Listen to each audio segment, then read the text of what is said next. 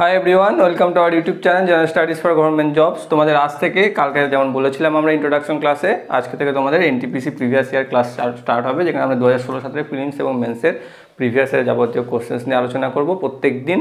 এবং সেখানে দুপুর 12টার সময় তোমরা পাবে ম্যাথের ক্লাস এবং বিকাল 4টার সময় পাবে সেই রিলেটেডই রিজনিংয়ের ক্লাস। এবং আজকে যদি আমরা এনটিপিসির উপর করে থাকি, আগামীকাল তোমরা পাবে রেলের গ্রুপ ডি এর উপর, এবং পরশু দিন পাবে তোমরা পুলিশের যে সমস্ত পোস্টগুলো রয়েছে, যেমন সামনে আসছে এক্সাইজ কনস্টেবলের মেন্স পরীক্ষা, সেই রিলেটেড যে থাকবে তার তোমাদের অঙ্ক এবং রিজনিংয়ের ভিডিও প্রিভিয়াস ইয়ার কোশ্চেন্স নিয়ে আমরা আলোচনা করব। এবং আজকে তোমাদের যেটা করব সেটা হচ্ছে এনটিপিসি প্রিভিয়াস ইয়ারের, এবং সেখানে প্রিলিমসের বেশ কিছু ম্যাথস আমরা সলভ করব। এবং সেখানে দেখো প্রথম কোশ্চেন্স কী রয়েছে।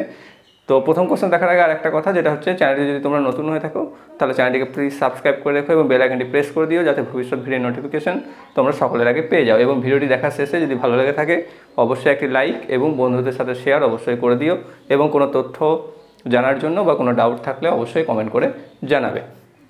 তো আজকে প্রথম কোশ্চেন্স কী রয়েছে দেখো, পরপর দুটি সংখ্যা এমন কি হবে যার প্রথমটির 3 গুণ দ্বিতীয়টির দ্বিগুণের চেয়ে 5 বেশি। নিয়ে অপশান দিয়েছে 5 ও 6, 6 ও 7, 7 ও 8 এবং 9 ও 10। তো এক্ষেত্রে মজার ব্যাপার দেখবে, এনটিপিসিতে যে অপশানসগুলো তোমাদের টিকমার্ক করা জায়গা থাকবে সেখানে এরকম এ বি সি ডি থাকবে না, তার বদলে এ বি সি ডিতে প্রথমে অপশানস তো দেওয়া থাকবে, তারপর আবার এরকম থাকবে 1-এর এ, 2-এর সি, 3-এর ডি, 4-এর বি, যেরকম আমি এখানে লিখে দিয়েছি। তো এটা মাথায় রেখে এখানে হয়তো ধরো সি এর উত্তরটা ঠিক হলো এবং তুমি এখানেও 3 নাম্বারটা করে দিলে, বা সি কিন্তু খুঁজে পাবে না, তখন দেখতে হবে সি কোথায় রয়েছে। দেখো এখানে 2-এর সাথে সি রয়েছে, 2টা তোমাদের সঠিক উত্তর করতে হবে। ওকে, এটা আমার প্রথমে বলার কথা ছিল, বলে দিলাম। তো কোশ্চেন এবার দেখো কি রয়েছে, পরপর দুটি সংখ্যা এমন কি হবে যার প্রথমটির 3 গুণ দ্বিতীয়টির দ্বিগুণের চেয়ে 5 বেশি। অর্থাৎ আমরা যদি প্রথম সংখ্যাটা এক্স হয়, পরবর্তী সংখ্যাটা হবে এক্স প্লাস 1।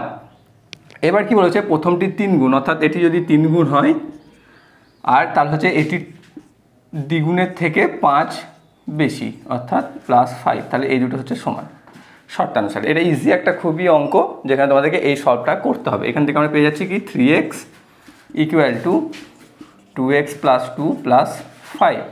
শুধুমাত্র 2x এদিকে নিয়ে চলে এসো, তাহলে 3x থেকে এই 2xটা বাদ চলে যাবে, পরে থাকবে x = 2 আর 5 যোগ হয়ে যাবে 7। অর্থাৎ x = 7। অর্থাৎ প্রথমে আমি সংখ্যাটা কী ধরেছিলাম, x ধরেছিলাম, আর একটি ধরেছিলাম x + 1। তাহলে প্রথম সংখ্যাটা হচ্ছে 7, পরবর্তী সংখ্যাটা হচ্ছে 7 + 1 = 8 বা 8। ওকে, তাহলে পরপর সংখ্যা হচ্ছে সেটা 7 এবং 8, যার প্রথমটির 3 গুণ দ্বিতীয়টির দ্বিগুণ অপেক্ষা 5 বেশি। এবার তোমরা ম্যাচ করে নেবে যে উত্তরটা সঠিক হয়েছে কিনা। নিশ্চয়ই সঠিক হবে, তবু নিজেদের স্যাটিসফ্যাকশনের জন্য করে নিতে পারো। এবং 3 7 যদি 21 হয়, 21 আর এর দ্বিগুণ হলে সেটা হচ্ছে 16। তাহলে দেখো দুটোর মধ্যে ডিফারেন্স যেটা হচ্ছে সেটা হচ্ছে 5। অতএব এটা আমার উত্তর অপশান সি। এই ক্ষেত্রে অপশান সি হচ্ছে এটির উত্তর, কিন্তু এখানে সি রয়েছে দেখো কোনটা, 2-এর সাথে, তাহলে এটা হচ্ছে আমার সঠিক উত্তর। পরবর্তী অঙ্ক দেখো তোমাদের কি রয়েছে, আমন এবং অজয় পৃথকভাবে একটি প্রাচীর যথাক্রমে 9 দিন ও 12 দিনে তৈরি করতে পারে। যদি তারা উভয়ে একসঙ্গে কাজ করে তাহলে কত দিনে তারা ওই কাজটি শেষ করতে পারবে। অপশানস দিয়েছে 5x1 7 দিনে, 11x1 2 দিনে, 2 দিনে ও 7 দিনে। তাহলে আমাকে কি করতে হবে, এর দুটো নিয়ম হয়, এর দুটো নিয়মে করতে পারো, মোটামুটি একই টাইম লাগে। একটাকে আমরা শর্টকাট বলি আর একটাকে ডেসক্রিপটিভ বলি, কিন্তু খুব বেশি পার্থক্য নেই।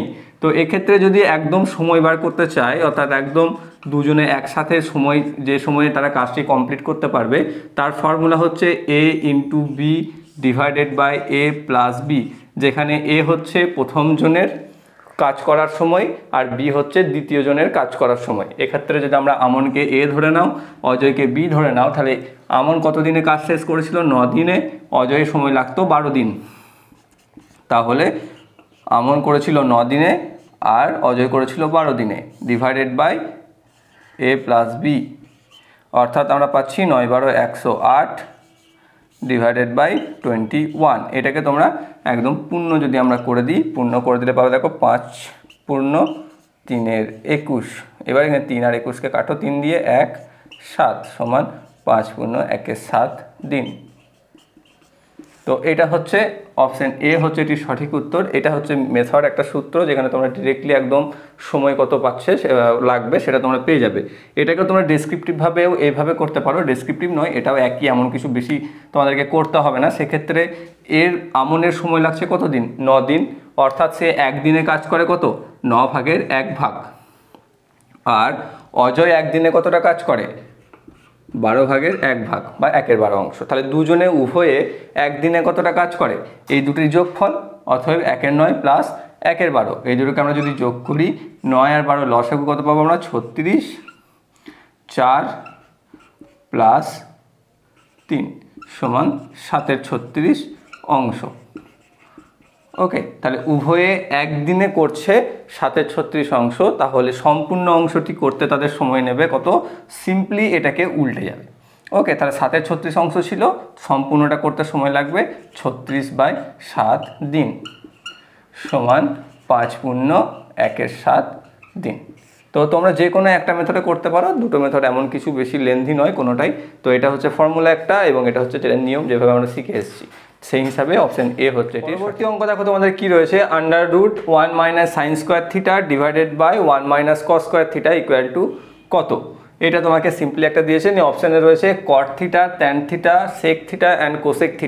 তো এক্ষেত্রে শর্টকাট তো সেইভাবে তোমাদের হবে না, তো তোমাদের কি করতে হবে এক্ষেত্রে কট, সাইন এবং কোসেক, কস, ঠিক আছে, এদের যে মানগুলো রয়েছে সেই মানের সাথে নিজেদের মধ্যে সম্পর্ক, অর্থাৎ ট্যানের সাথে কটের কীরকম সম্পর্ক, সাইনের সাথে কসের কীরকম, সেকের সাথে কোসেকের কীরকম এবং অল্টারনেটিভলি প্রত্যেকের সাথে প্রত্যেকের সেই সম্পর্কগুলো কিন্তু তোমাদেরকে জানতে হবে, তবেই তোমরা এই অঙ্কটা করতে পারবে। এখান থেকে আমরা কি করব দেখো, কি দেওয়া আছে, √1 - sin² θ ডিভাইডেড বাই 1 - cos² θ, এটার ভ্যালু আমাকে জানতে চেয়েছে। তো এটা থেকে আমরা কি বার করতে পারি, 1 - sin² θ ইকুয়াল টু হচ্ছে cos θ আর 1 - cos² θ ইকুয়াল টু হচ্ছে sin θ। তো এই যে সম্পর্কগুলো, রিলেশনগুলো তোমাকে জানতে হবে।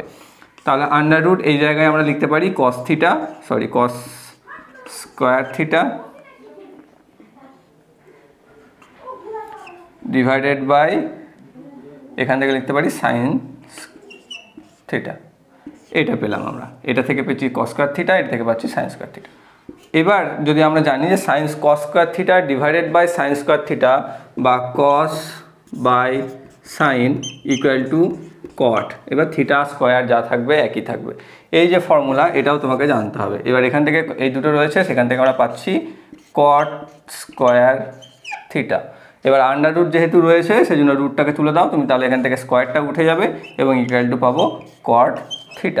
অপশন এ হচ্ছে এটির সঠিক উত্তর। তাহলে কি বললাম যে এই ধরনের sin θ, cos θ বা এই যে অঙ্কগুলো রয়েছে এর জন্য তোমাদের একে অপরের সাথে সম্পর্ক এবং প্রত্যেকের মানগুলো একটু চেষ্টা করবে মুখস্থ করে নিতে। মুখস্থ ঠিক করতে পারবে না তোমরা একদিনে, রেগুলার বেসিসে যদি একদিন দুদিন করে দেখো তাহলে দেখবে অটোমেটিকলি এগুলো মনে থাকবে এবং এই যে একে অপরের সাথে কি সম্পর্ক এটা না জানলে কিন্তু এই অঙ্কগুলো কোনো শর্ট মেথডে তোমরা করতে পারবে না। তো এই হিসাবে এর সঠিক উত্তর হচ্ছে অপশন এ cot θ।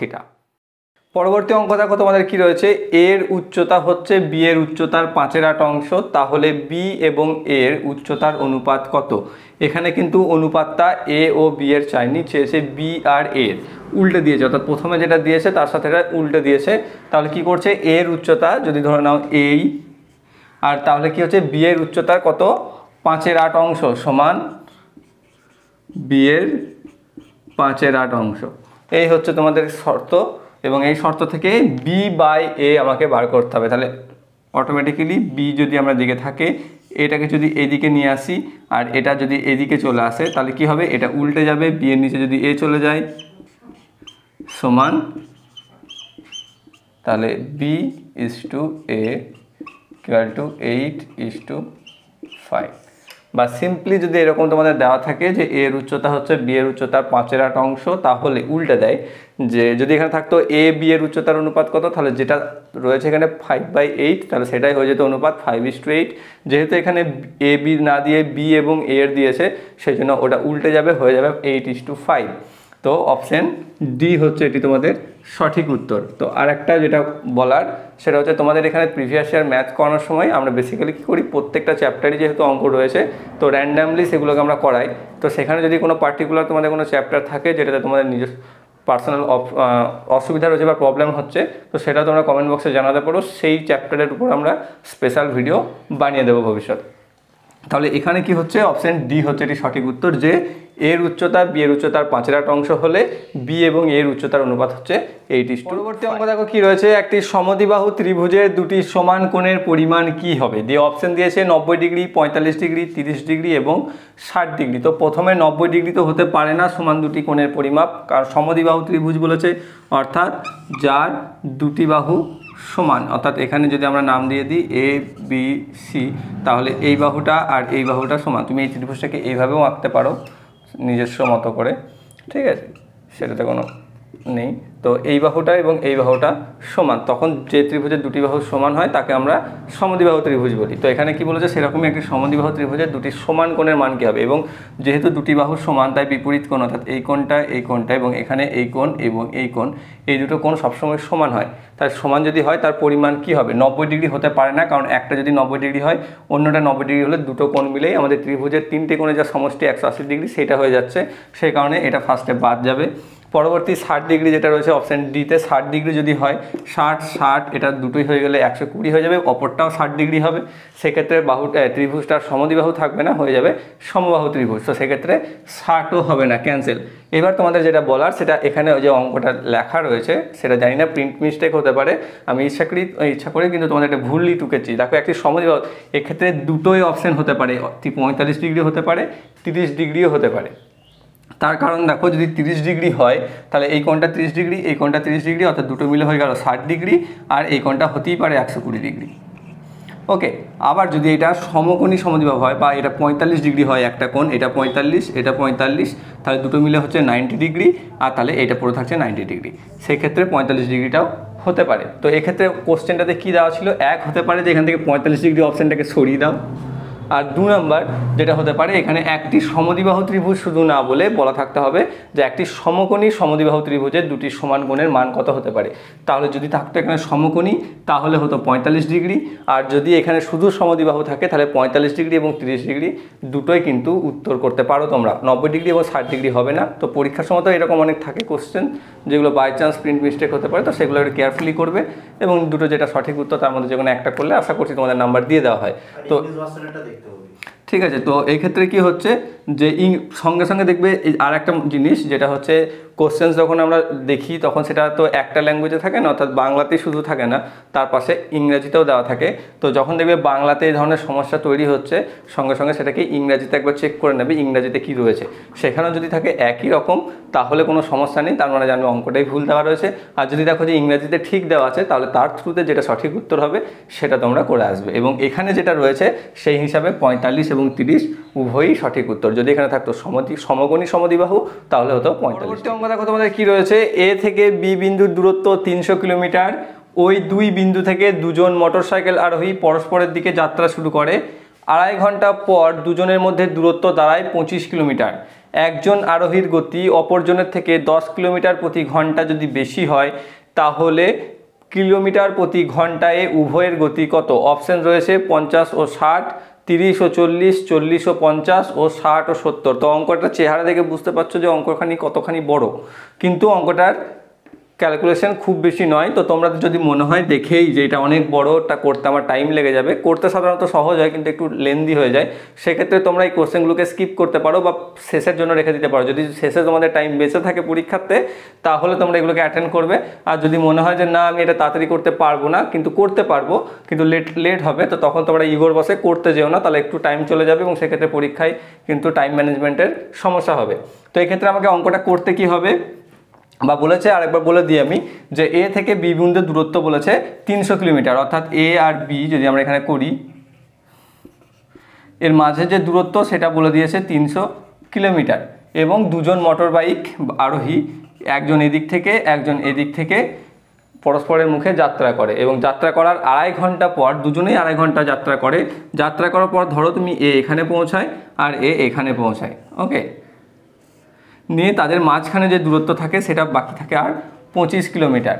তাহলে একজনের গতিবেগ যদি অপরজনের থেকে 10 কিলোমিটার প্রতি ঘন্টা বেশি হয় তাহলে দুজনেরই গতিবেগ কত সেটা আমাকে বার করতে হবে। এক্ষেত্রে তারা অতিক্রম করছে কতটা দূরত্ব সেটা তুমি বার করা আগে, সবার ফার্স্ট সেটা তোমাকে পার করতে হবে যে 300 কিলোমিটার মোট দূরত্ব রয়েছে, 2.5 ঘন্টা যাওয়ার পরও দুজনের মধ্যে গ্যাপ যেটা রয়েছে সেটা হচ্ছে 25 কিলোমিটার। তার মানে তারা অতিক্রম করেছে মোট কতটা, অতিক্রান্ত দূরত্ব কত হবে 300 থেকে 25 বাদ, কারণ সেটা এখনও তাদের বাকি আছে, মানে হচ্ছে 275 কিলোমিটার। এই রাস্তাটা দুজনেই 2.5 ঘন্টা করে মোটর বাইক চালিয়ে একে অপরের দিকে অতিক্রম করেছে। ওকে, তাহলে যদি ধরে নাও প্রথম জনের গতিবেগ x হয়, তার দ্বিতীয় জনের গতিবেগ কত, তার থেকে 10 কিলোমিটার প্রতি ঘন্টা বেশি। ওকে, তাহলে হচ্ছে x প্লাস 10 কিলোমিটার প্রতি ঘন্টা।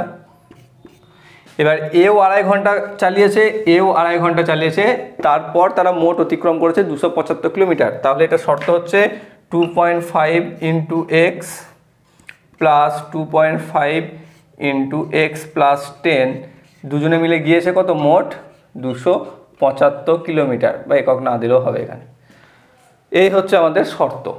এই যদি শর্ত হয় তাহলে এখান থেকে আমরা কি পাচ্ছি, দুটোতেই 2.5টাকে কমন নিয়ে নিতে পারো তোমরা, নিয়ে আমরা লিখতে পারি 2.5 into x plus 10 equal to 275। এখান থেকে আমরা পাবো 2x প্লাস 10 ইকুয়াল টু এই 2.5টা ডিভাইডেড বাই 275 হয়ে যাবে, 275 ডিভাইডেড বাই 2.5। এটা যদি আমরা ডিভাইড করি তাহলে পেয়ে যাবো 2.5 মানে হচ্ছে 25/10। সেভাবেও তোমরা করতে পারো, কোনো অসুবিধা নেই, বা 25 দিয়ে ভাগ করে দিও, দিয়ে তার আগে দশমিক দিয়ে দিতে পারো, সেটা তো কোনো সমস্যা নেই। সেটা হচ্ছে 110, এটা আমরা পাচ্ছি। তাহলে এখান থেকে আমরা পাবো 2x ইকুয়াল টু এই 10টা এদিকে গিয়ে মাইনাস হয়ে যাবে, 110 মাইনাস 10 সমান 100, এবং x equal to 100/2 equal to 50। তাহলে আমি এখানে যেটা ধরেছিলাম প্রথম জনের গতিবেগ x কিলোমিটার প্রতি ঘন্টা, সেটা হচ্ছে 50 কিলোমিটার প্রতি ঘন্টা। তাহলে অপরজনের কি ধরেছিলাম আমরা, যে তার গতিবেগ 10 কিলোমিটার প্রতি ঘন্টা বেশি, মানে অপরজনের গতিবেগ হচ্ছে 50 প্লাস 10 ইকুয়াল টু 60 কিলোমিটার প্রতি ঘন্টা। তাহলে উভয়ের গতি কত পাচ্ছি আমরা, 50 এবং 60 কিলোমিটার। অপশন এ হচ্ছে এটির সঠিক উত্তর। তো বুঝতে পারছো, এত বড় অঙ্ক, ক্যালকুলেশনটা একটু বড় কিন্তু কঠিন নয়। তো কারণ কি, এগুলো টাইম তোমাদের মোটামুটি 2 মিনিট 3 মিনিট, বা খুব তাড়াতাড়ি করলে 2 মিনিট টাইম তো নেবেই। সেইটুকু যদি কম্প্রোমাইজ করতে পারো তাহলে তোমরা এগুলোকে অ্যাটেন্ড করবে, নাহলে পরীক্ষা শেষের জন্য রেখে দেবে, পরীক্ষার শেষে এগুলোকে করার চেষ্টা করবে। এবং এই অঙ্কটার উত্তর হচ্ছে উভয়ের গতিবেগ হচ্ছে 50 ও 60 কিলোমিটার। পরবর্তী অঙ্ক দেখো কি রয়েছে তোমাদের, ওই একই সাইন থিটা কস থিটার উপরে, যে যদি কট এ ইকুয়াল টু 12/5 হয় তাহলে sine A plus cos A into cosec A equal to কত। অপশান রয়েছে 12/5, 17/5, 11/5 এবং 2। তো তোমাদেরকে যেটা বললাম সেম একই কথা, যে প্রত্যেকটির মধ্যে ইন্টাররিলেশন যেটা রয়েছে সেটা তোমাদেরকে জানতে হবে, এবং সেটার জন্য রেগুলারলি দেখতে হবে। ঠিক আছে, একদিন করবে সেদিন সহজ লাগবে, পরবর্তীতে যদি প্র্যাকটিস না করো বা সেগুলো যদি না দেখো ডেলি বেসিসে, তাহলে দেখবে আবার ভুলে যাচ্ছ, আবার কয়েকদিন পর আবার দেখার তাই হয়ে যাবে। তো এক্ষেত্রে কি রয়েছে, cot alpha A equal to 12/5, এটার মান আমাকে দিয়ে দিয়েছে, কিন্তু এখানে যেটা আমার সমীকরণটা রয়েছে সেখানে কট নেই। তো সেক্ষেত্রে আমাকে কি করতে হবে, দেখো এখানে সাইন এ, আমি আরেকবার অঙ্কটা টুকি,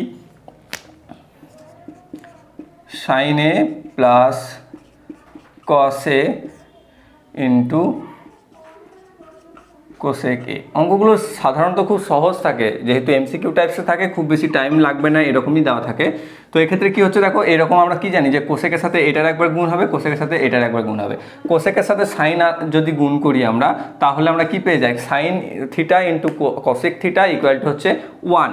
তাহলে এটার সাথে এটা গুণ করে আমি পেয়ে যাব 1 প্লাস, আর cos theta into cosec theta যদি করি সেটার ইকুয়াল টু মান হচ্ছে কট থিটা ইকুয়াল টু হচ্ছে কট এ। এটা হচ্ছে গুণফল। এবার গুণফলের পর 1 প্লাস কট এর মান দেওয়া আছে কত, 12/5, 12/5 যোগ করে দাও, যোগ করলে আমরা পাচ্ছি 5 প্লাস 12/5 ইকুয়াল টু 17/5। ওকে, তাহলে অপশান বি হচ্ছে এটির সঠিক উত্তর। তো এর ক্ষেত্রে তোমাকে আবার বলবো, যেটা হচ্ছে নিজেদের মধ্যে যে ইন্টাররিলেশন রয়েছে সেগুলো দেখবে তোমরা ক্লাস 9 বা 10-এর বইতে পেয়ে যাবে, সেখান থেকে হোক, আজকাল অনলাইনে এমন কিছু নেই যেটা অ্যাভেলেবেল নয়, সেখানেও তোমরা চেক আউট করতে পারো, এবং সেগুলোকে রেগুলার বেসিসে যদি একটু করে দাও, নজর দাও, তাহলে দেখবে অটোমেটিক্যালি এগুলো করতে পারছো, এবং খুব ইজি। পরীক্ষা সাধারণত এমন কিছু টাফ থাকে না যেটা তোমাদের অনেক বেশি সময় নিয়ে নেবে, কিন্তু না জানলে কোনোদিনই পারবে না। তো এক্ষেত্রে অপশান বি হচ্ছে এটি সঠিক উত্তর, 17/5। পরবর্তী অঙ্ক দেখো তোমাদের কি রয়েছে, এক ব্যক্তি 144টি কমলা ক্রয় করেন 360 টাকায়, বিক্রি করেন 10% লাভে, তাহলে প্রতি ডজন কত টাকা দরে তিনি বিক্রি করেছিলেন। এক্ষেত্রে প্রথমে আমাকে কি করতে হবে, 144টি কমলা লেবুর বিক্রয় মূল্য কত সেটা আমাকে ফার্স্টে বার করতে হবে। এখানে ক্রয় মূল্য দেওয়া আছে 360 টাকা, আর বলে দেওয়া আছে যে তিনি 10% লাভে এটিকে বিক্রি করেছিলেন। তাহলে তার বিক্রয় মূল্য যেটা হবে 144টি কমলা লেবুর, সেটা বিক্রয় মূল্য সমান হচ্ছে কত, 360 ইন্টু কত, 10% লাভ বলেছে সেজন্য 110 ডিভাইডেড বাই 100। এইভাবে আমাদেরকে ফার্স্টে বিক্রয় মূল্য বার করতে হবে। বিক্রয় মূল্য তুমি এখানে 100 শূন্য কেটে দাও, তার 36 ইন্টু 11 যেটা হচ্ছে 396 টাকা। ওকে, তাহলে আমি পেয়ে যাচ্ছি যে 144টি কমলা লেবু তিনি বিক্রি করেছেন 396 টাকায়। তাহলে এবার আমাকে চেয়েছে কি, যে প্রতি ডজন কত টাকা দরে তিনি বিক্রি করেছিলেন। তার ডজন বলতে কি বুঝি আমরা, 12 পিসে 1 ডজন। ওকে, তাহলে প্রথমে আমরা 1 পিসের দাম বার করবো কীভাবে, মোট রয়েছে 144টি, তাহলে আমরা ডজন প্রতি আমরা দাম বার করতে পারি 396 ডিভাইডেড বাই 144। তাহলে আমরা একটির দাম পেয়ে গেলাম, আর ডজন বলতে 12টি বোঝায়, 12 দিয়ে গুণ করলে আমরা 12টির দাম পেয়ে গেলাম। তাহলে আমরা ডজন প্রতি বিক্রয় মূল্য যেটা সেটা আমরা এখান থেকে পেয়ে যাব। আমরা জানি 12 12 144, 12 দিয়ে কেটে দাও এটা, তারপর এটাকে কাটো, 3 12 36, আবার 3 12 36 33, অতএব 33 টাকা। ওকে, তাহলে তিনি প্রতি ডজন 33 টাকা দরে বিক্রি করেছিলেন। অপশন বি হচ্ছে এটির সঠিক উত্তর। পরবর্তী অঙ্ক দেখো কি রয়েছে, দুটি সংখ্যার গুণফল 35,828 এবং তাদের গসাগু 26, তাহলে লসাগু কত। অপশন রয়েছে কত, 9,31,788, 689, 1,378 এবং 3,583। তো এক্ষেত্রে যেটা সম্পর্ক সেটা হচ্ছে সংখ্যার গুণফলের সাথে লসাগু এবং গসাগু, সেই সম্পর্কটা আমি ফার্স্টে লিখে দিই তোমাদেরকে, সেটা থেকেই এটা করতে হবে, যেটা হচ্ছে সংখ্যা দুটির গুণফল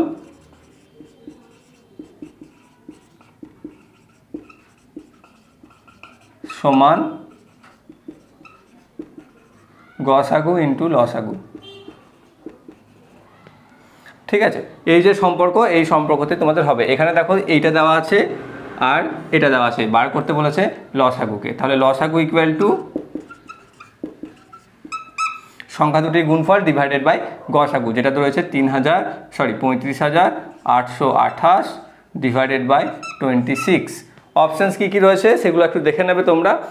এবার দেখবে ভাগ, এই যে ভাগ যেগুলো সেগুলো কি করতে হয়, অনেক সময় উত্তর বার করার জন্য আমাকে আবার ভাগটা করতে হয়, যেটাতেও একটু টাইম যায়। সহজ নিশ্চয়ই, কিন্তু টাইমটা চলে যায়। সেক্ষেত্রে কী করে দেবে, এটা যদি আমরা ভাগ করি প্রথমে 35,828কে 26 দিয়ে, প্রথমে কতবার যাবে, সাপোজ যদি আমরা ভাগ করি 26 দিয়ে, তাহলে প্রথমে দেখো একবারই যাবে। এবং এখানে অপশানে দেখে নেবে প্রথমে 1 কার রয়েছে, তাহলে এখানে রয়েছে 1378, তার মানে অপশান সি হচ্ছে এটির সঠিক উত্তর 1378। অর্থাৎ দুটি সংখ্যার গুণফল যদি 35,828 হয় এবং তাদের গসাগু যদি 26 হয়, তাহলে লসাগু হচ্ছে 1378। কারণ 1 আর অন্য কারোর সংখ্যা দিয়ে শুরু হয়নি, কিন্তু এখানে ভাগ করলে আমি দেখছি প্রথমে আমরা একবার যাবো, তো পুরো ভাগটি আমাদের না করলেও হয়ে যায় এক্ষেত্রে। তো এইগুলোভাবেই তোমরা টাইমটা বাঁচাতে হবে, নাহলে ইজি অঙ্কর পিছনে অনেক বেশি সময় দিয়ে লাভ নেই। তো এক্ষেত্রে সঠিক উত্তর হচ্ছে 1378, অপশন সি।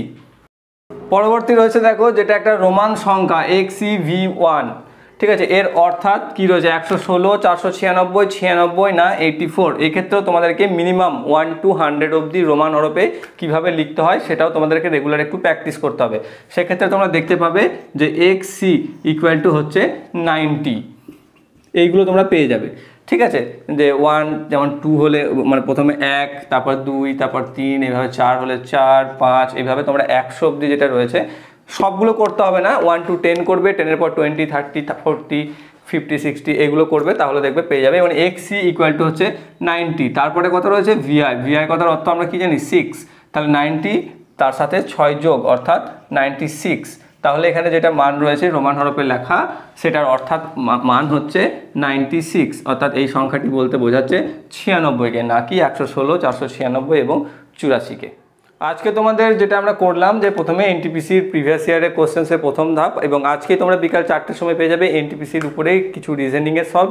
এবং সামনের দিন অর্থাৎ পরবর্তী কালকে ওয়েডনেসডেতে আমরা পাবো রেলের গ্রুপ ডি এর ম্যাথ ক্লাস, যেটা তোমরা পাবে দুপুর 12টা থেকে, এবং রিজনিংয়ের ক্লাস পাবে বিকাল 4টের সময়। পরবর্তী দিন থার্সডে পুলিশের যে সমস্ত বিশেষ করে WPB এক্সাইজ কনস্টেবল যেটা রয়েছে তার উপর ম্যাথ পাবে 12টা, এর রিজনিং পাবে সেম বিকাল 4টের সময়। এবং শুক্রবার যেটা হচ্ছে বিশেষভাবে ICDS সুপারভাইজার মেন্স এবং WPSI মেন্স, এইগুলো বাদ বাকি যেগুলো আমরা করছিলাম এই দুটো NTPC এবং রেলওয়ে গ্রুপ ডি, সেটা প্রথমে আমরা প্রিলিমস করব, কিন্তু এক্ষেত্রে ICDS এবং WPSI যেটা রয়েছে সেটা মেন্স হবে এবং তার ক্লাসটা হবে অঙ্ক দুপুর 12টা থেকে, যেটা হবে ডেসক্রিপটিভভাবে। এবং এইগুলোতে আমরা শর্টকাট ডেসক্রিপটিভ মোটামুটিভাবে বলে দেওয়ার চেষ্টা করবো, শর্টকাটেরটাই বেশি জোর দেওয়া হবে কারণ অল্প সময়। আর এক্ষেত্রে ICDS যেটা থাকবে সেটা ডেসক্রিপটিভভাবে ম্যাথ সব তোমরা পেয়ে যাবে এবং প্রত্যেক দিন ক্লাস তোমরা অ্যাটেন্ড করবে। তো আমি এখানে ডেটগুলো দিয়ে দিলাম কবে কোন ক্লাসটা তোমাদের নেওয়া হবে। টিউসডে অর্থাৎ আজকে ম্যাথ ক্লাস যেটা তোমরা করলে এবং বিকাল 4টের সময় পাবে রিজনিং ক্লাস, কালকে 12টার সময় পাবে রেলের গ্রুপ ডি এর প্রিলিমিনসের ম্যাথ সলভ, আর বিকালে পাবে রিজনিংয়ের। পরবর্তী দিন পুলিশের উপর এক্সাইজ কনস্টেবল মেন্সের উপর বেশি গুরুত্ব দিয়ে দুপুর 12টার সময় হবে ম্যাথ, বিকাল 4টের সময় হবে রিজনিং এবং পরবর্তী দিন ফ্রাইডে ICDS সুপারভাইজার মেন্স হবে দুপুর 12টায় এবং তার সাথে থাকবে WPSI মেন্সও। ঠিক আছে, তো এই হচ্ছে তোমাদের ভিডিও। আশা করছি প্রত্যেকের ভিডিওটি ভালো লেগে থাকবে এবং ভালো লেগে থাকলে প্রত্যেকদিন ক্লাস অ্যাটেন্ড করবে, তার সাথে ভিডিওটি লাইক এবং বন্ধুদের সাথে শেয়ার অবশ্যই করে দিও। এবং চ্যানেল যদি তোমরা নতুন হয়ে থাকো তাহলে চ্যানেলটি সাবস্ক্রাইব করে গিয়ে বেল আইকনটি প্রেস করে দিও যাতে ভবিষ্যৎ ভিডিও নোটিফিকেশন তোমরা সকলের আগে পেয়ে যাও। Thank you for watching.